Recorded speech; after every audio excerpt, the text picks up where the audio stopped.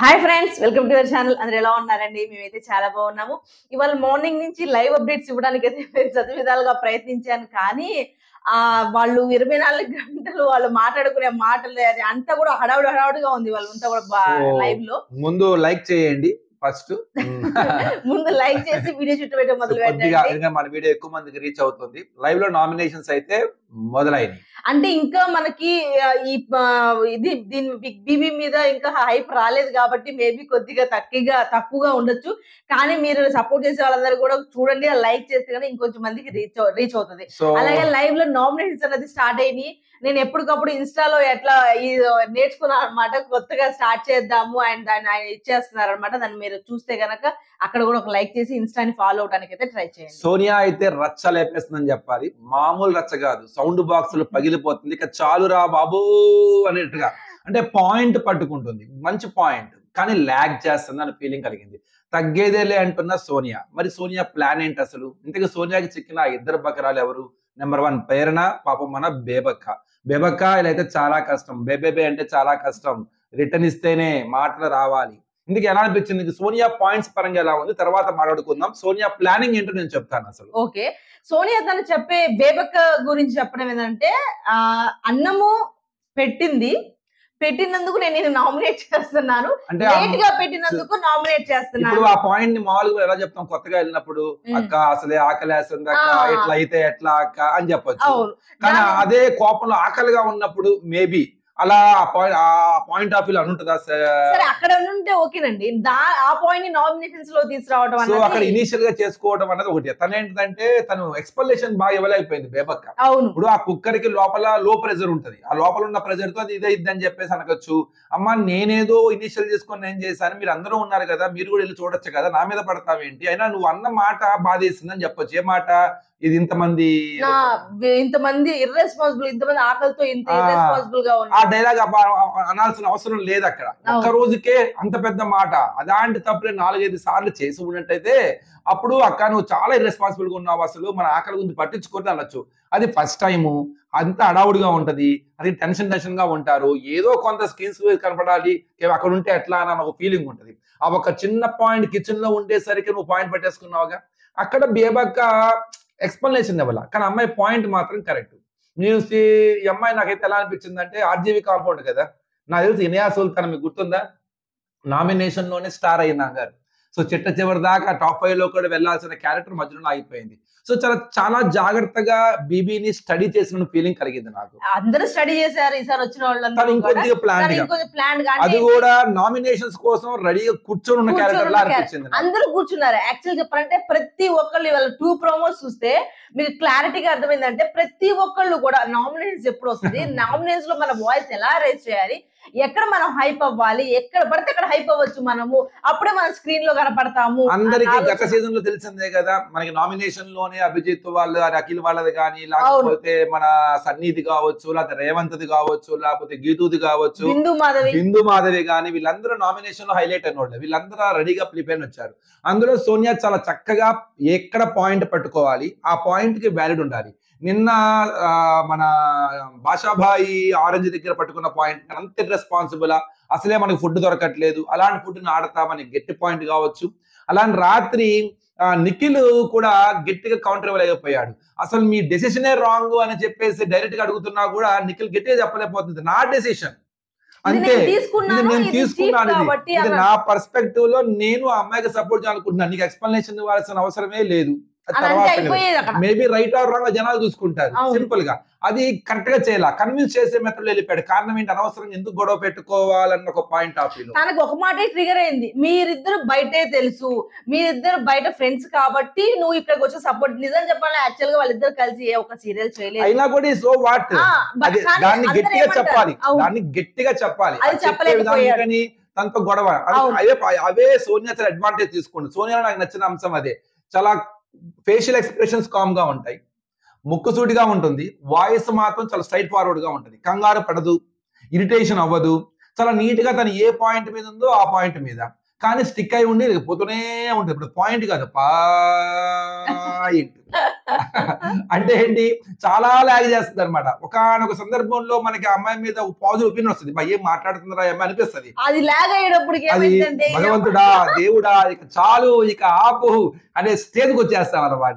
ఇది వెంటనే తను మార్చుకోవాలి. అది బేబక్క విషయంలో మాట్లాడిన ఆ పాయింట్స్ ఏదైతే ఉన్నాయో అన్ని దాని చుట్టూ తిరుగుతాయి. కుక్కర్ పప్పు ఇదే గోల. అసలు పాయింట్స్ నామినేషన్స్ లో యాక్చువల్ గా ఒక 2 days లో తెలియదు ఎవరికి, ఇవే ఉంటాయి, సిల్లీగానే ఉంటాయి కొద్దిగా, కాదనట్లేదు. కానీ బేబక్ కూడా అలాగే ఆపోజిట్ గా ఫైర్ గా డిఫైన్ చేసుకున్నట్టు బేబక్కని బకరా చేశారు అంతే. బేబక్క ఏం మాట్లాడలేదన్న పాయింట్ ఆఫ్ వ్యూ పాయింట్ పట్టుకుంది.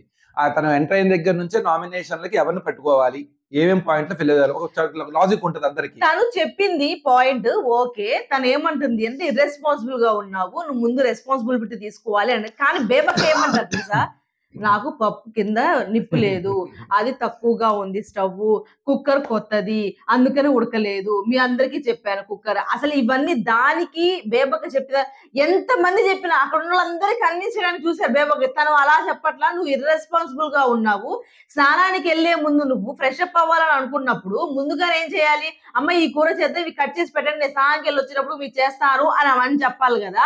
అలా ఏం లేకుండా ఈ రోజు కూడా లేట్ చేయడానికి చూశారు. నేనే లీడ్ తీసుకొని నేను ఇది చేయబట్టి ఈ రోజు టైంకి భోజనం చేశారు అన్న విషయం సోనియా ఇచ్చేసింది. దానికి ఏం చెప్పాలి, అవును నేను ముందుగానే ఇచ్చేయలేదు, నేను ఫ్రెష్ అప్ అయ్యి వచ్చిందో చెప్దాం అనుకున్నాను అని చెప్పట్లా.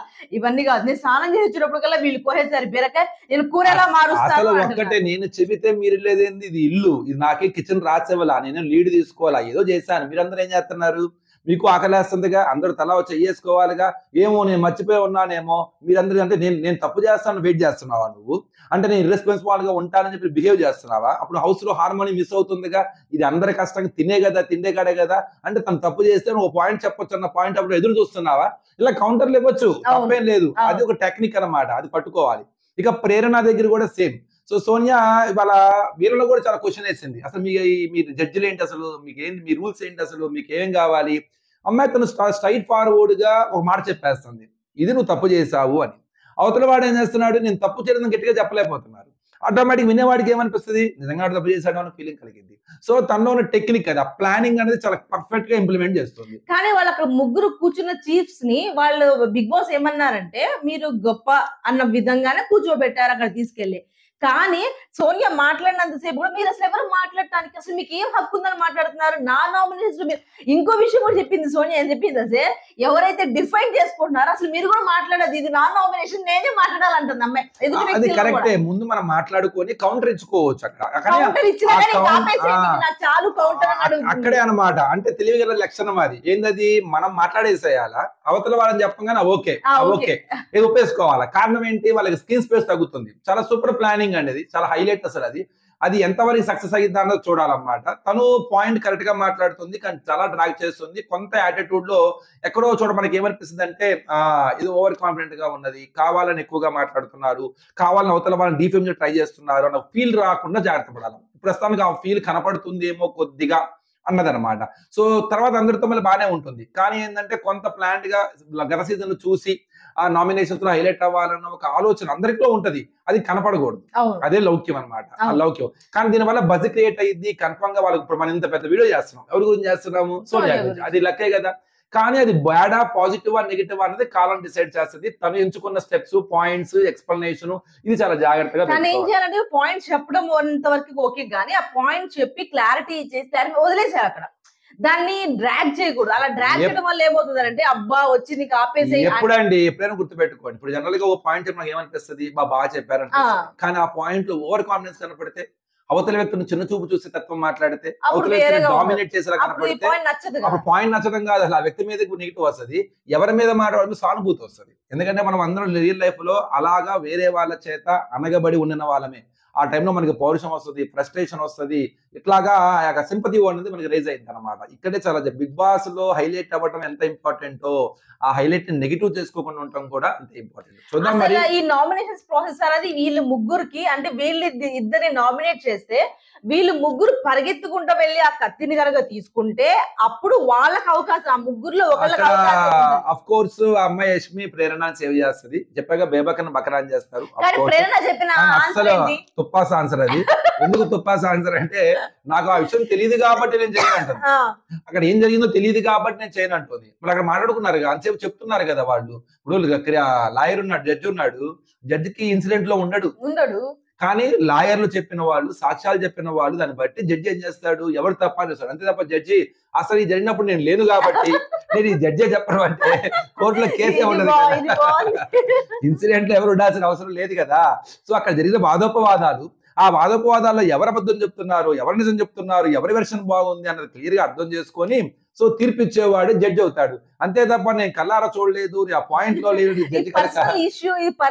అది తప్పు. అంటే అందరూ ఉన్నప్పుడు జరిగింది, అందరు కలిసింది కాబట్టి అందుకే బేబక్కని పొడి చేస్తున్నారు. ఇండైరెక్ట్ గా బేబక్కని బకరాన్ చేశారన్నమాట. బేబక్క నువ్వు బేబే అనకూడదు, బాబోయ్ బేబక్క అని బెదిరించారు జనాలని. కానీ ఇంకా రాలేదు. మరి అది వస్తేనే ఎక్కువ రోజులు హౌస్ లో ఉండే అవకాశం ఉంది. అది గనక రాకపోతే ఇంకా బేబక్క కష్టమే. చూద్దాం, ఇంకా చాలా ఉంటాయి. మణికంఠ రంగంలో దిగల, మణికంఠ దిగితే ఇంకా బ్రహ్మాండం. మణికంఠ ఎంటర్ అవుతూనే ఉంటారు, అది ఆగదు అనమాట. ఓకే ఫ్రెండ్స్, ఈ వీడియో కనుక మీకు నచ్చితే ప్లీజ్ లైక్ చేయండి, షేర్ చేయండి, సబ్స్క్రైబ్ చేసుకోవడం మాత్రం మర్చిపోమాకండి. నెక్స్ట్ ఇప్పుడు నామినేషన్స్ వీడియోస్ వస్తూనే ఉంటాయి, అందరూ ఒకసారి చూడండి. బై.